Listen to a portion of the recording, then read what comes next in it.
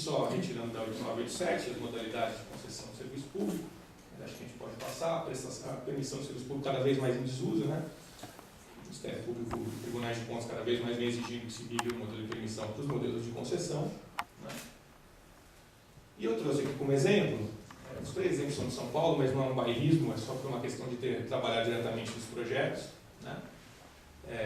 Esse aqui é a segunda etapa do programa de concessões rodoviárias do Estado de São Paulo. Né? Bem de 1.740 quilômetros, 93 municípios, 19 milhões de população. São 5 rodovias: a Dom Pedro, Ayrton Senna Carvalho Pinto, Marechal Rondon Leste-Oeste e Raposo Tavares. Né? Um valor de investimento forçado em 8 bilhões, valor da outorga 3 bilhões e meio, 20% da assinatura do contrato e 80% em 18 meses, mais uma outorga variável de 3% da receita tarifária. O prazo da concessão foi de 30 anos, a título de 8%. Né? O início da cobrança da tarifa só após a conclusão do período do programa intensivo de investimentos, né? A base tarifária da tarifa teto, para pista dupla e pista simples.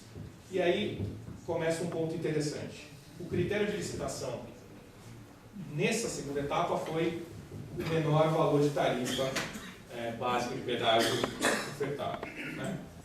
O primeiro programa, a primeira etapa de concessão rodoviária no Estado de São Paulo, se deu pelo critério de licitação de maior outorga, não por menor tarifa. Né?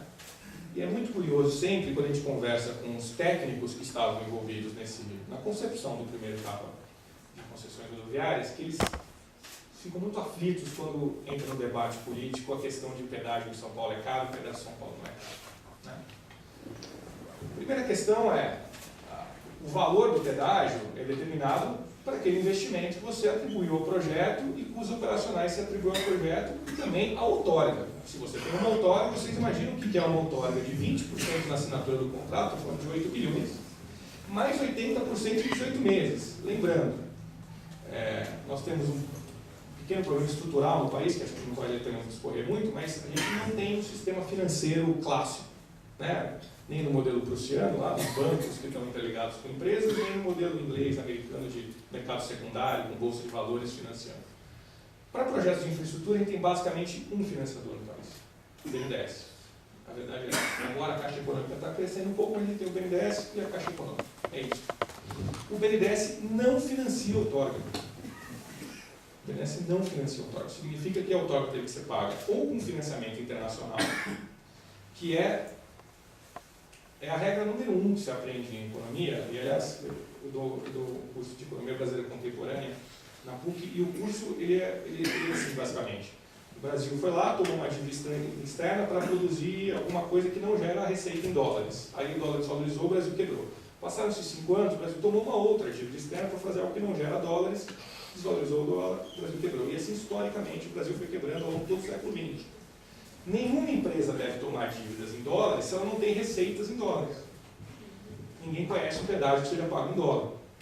Né? Ninguém conhece. Então, é uma receita totalmente equivocada você buscar um financiamento em dólar, a não ser que você tenha um indexador, que depois a gente vai discutir um pouco, que consiga te proteger um pouco sobre isso. Mas é um recurso muito pesado para ser pago do ponto de vista de outorga, seja ele com recursos próprios ou um financiamento internacional. Uma solução para se ter uma tarifa menor poderia ser ter uma outorga mais baixa. E olha que nesse caso aqui, as outorgas relativamente menores do que do outro programa, que o programa era a disputa por maior outorga. Mas se a gente vai visitar os textos que estão lá na produção da primeira etapa de concessão rodoviária, em nenhum momento se queria subsidiar o transporte rodoviário. Pelo contrário, em São Paulo especificamente, existia um diagnóstico de que 92% da matriz de transporte em São Paulo era rodoviária. E que era desejável contrabalancear esta matriz de transporte. E que com as outorgas iam ser feitos investimentos em outras áreas para se contrabalancear este tipo de matriz de transporte. Então, a outorga ela é uma ferramenta de subsídio cruzado, como aqui foi feito, justamente entre as rodovias que tinham o que a gente chama de VDM, ou uma demanda para serem autorrentáveis, e aquelas rodovias que não eram autorrentáveis. O resumo da ópera é sempre assim.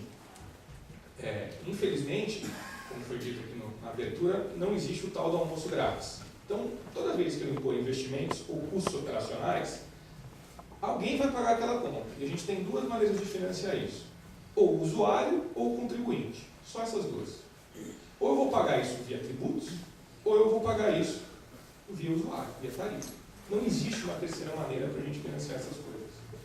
Então, a decisão aqui foi que a outorga ia gerar um subsídio cruzado para outros modais. Aqui, a decisão foi de que a outorga ia financiar outras rodovias que não eram tão rentáveis.